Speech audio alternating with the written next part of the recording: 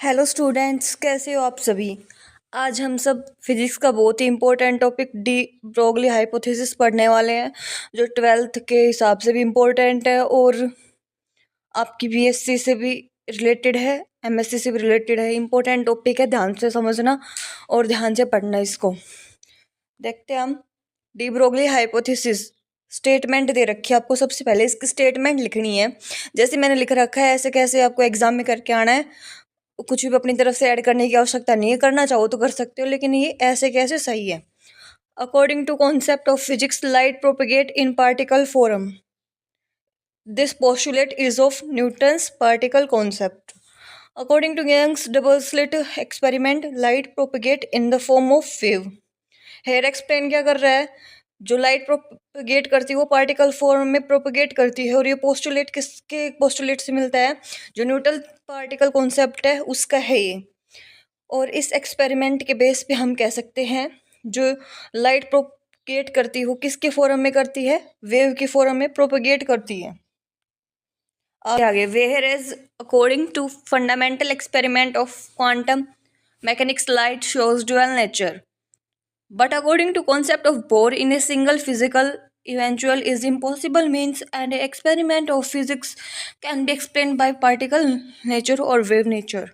Here is said to जो fundamental experiment होगा quantum mechanics का, वहाँ पे लाइट ड्वेल नेचर शो करेगी।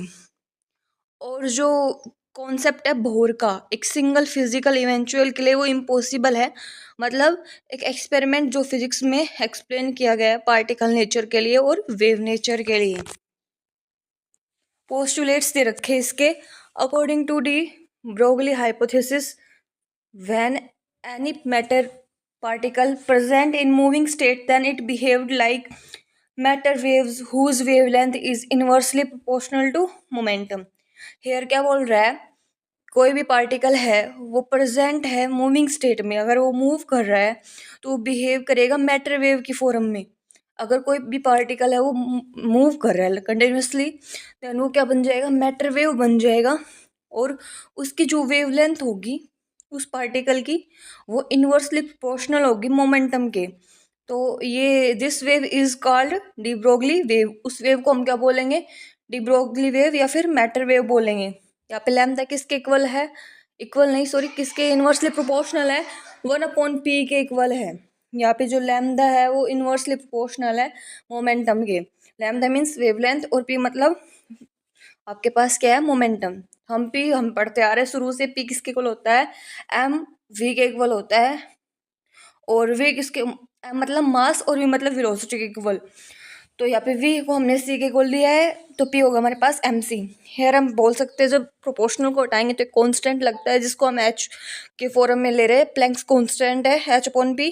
p को हम mc लिख देंगे तो हमारे पास एक इक्वेशन मेन बन जाएगी, क्या, lambda is equal to h/mc। ये इसका मेन पोस्टुलेट है। आगे देखते हैं, lambda is equal to h/pc। From special theory of relativity, E square is equal to P square C square plus m0 c4। यहाँ पे क्या बोल रहा है, जो ई स्क्वायर है वो इक्वल होगा P square C square plus में m0 और c का 4 या c की पावर 4। ये इक्वेशन सेकंड है।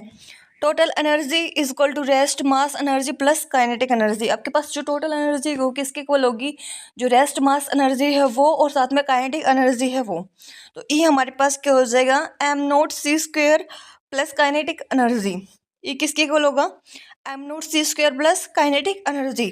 तो हम इक्वेशन सेकंड से लेट करके लिख सकते हैं, यहाँ पे ई किसके इक्वल हो जाएगा, m0 c² plus kinetic energy. इसका हम क्या करेंगे, ई हमारे पास यहाँ पे क्या है, देखो यहाँ पे आपके पास ई दे रखा है, ई का आपके पास क्या है, ई आपके पास न्यूट्रल फॉर्म में है, मतलब 1 फॉर्म में। हम इसको स्क्वायर में लेंगे तब इक्वेशन 2 और ये वाली इक्वेशन दोनों इक्वल हो जाएंगी।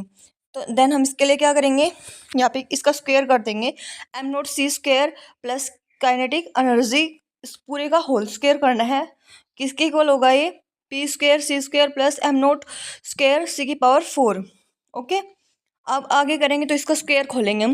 तो हमने आइडेंटिटी पढ़ी है स्क्वायर a प्लस बी की होल स्क्वायर, उसका खोलना है हमको। m0 c4 plus kinetic energy का होल स्क्वायर, और इसके साथ प्लस क्या हो जाएगा 2m0c² मतलब 2ab 2m0c² काइनेटिक एनर्जी। तो ये किसके इक्वल होगा p²c² प्लस m0 सी की पावर 4। तो यहाँ पे p²c² है वो एज इट इज रह जाएगा इस तरफ, और m0c4 है ये m0c4 से कट जाएगा। ओके, तो ये आपके पास क्या फॉर्म बन जाएगी, काइनेटिक एनर्जी मल्टीप्लाई में काइनेटिक एनर्जी प्लस में 2m0c का होल स्क्वायर c² हो जाएगा। ओके, तो यहाँ पे आपके पास पीसी किसके इक्वल हो जाएगा, स्क्वायर हटाएंगे देन ए अंडर रूट में आ जाएगा, और इक्वेशन क्या बन जाएगी लैम्डा की आपके पास एच सी अपॉन में काइनेटिक एनर्जी, और उसका मल्टीप्लाई करके काइनेटिक एनर्जी प्लस में 2m0c²। यहाँ पे जो इक्वेशन हमारे पास आई थी कौन सी वाली, हमारे पास ये जो इक्वेशन आई थी, इस इक्वेशन में हम जब लैम्डा की वैल्यू रखेंगे देन हमारे पास क्या लैम्डा की नहीं रखनी है, किसकी रखनी है, पीसी की वैल्यू रखेंगे देन क्या हो जाएगी हमारे पास ये वैल्यू आ जाएगी। तो हमारे पास ये इक्वेशन बनेगी। अगले देखते हैं, जब हमारे पास केस कैसा हो, नॉन रिलेटिव केस हो, ये रिलेटिव केस का था, अगर हमारे पास केस कैसा होगा रिलेटिव केस की बजाय नॉन रिलेटिव हो, हमारे पास क्या होगा जो सी है वो बहुत ज़्यादा बड़ा होगा वी से, then according to de Broglie wavelength lambda किसके इक्वल हो जाएगा, एच पी के इक्वल हो जाएगा। यहाँ पे ई के किसके इक्वल है, किसके इक्वल होगा यहाँ पे 1/2m² v² अपॉन में m के इक्वल, देन p किसके इक्वल हो जाएगा हमारे पास, इसका अंडर रूट लेंगे, p की वैल्यू निकालेंगे देन 2m e k हो जाएगा। देन वेवलेंथ किसके इक्वल होगा H C upon 2m e k, हम p की वैल्यू रख देंगे यहाँ पे। ये मैथमेटिकल फॉर्मूला है किसका, डी ब्रोगली वेवलेंथ का। Thank you, have a nice day. आज की क्लास यहीं पे ख़त्म होती है। आई होप आपको पसंद आया होगा।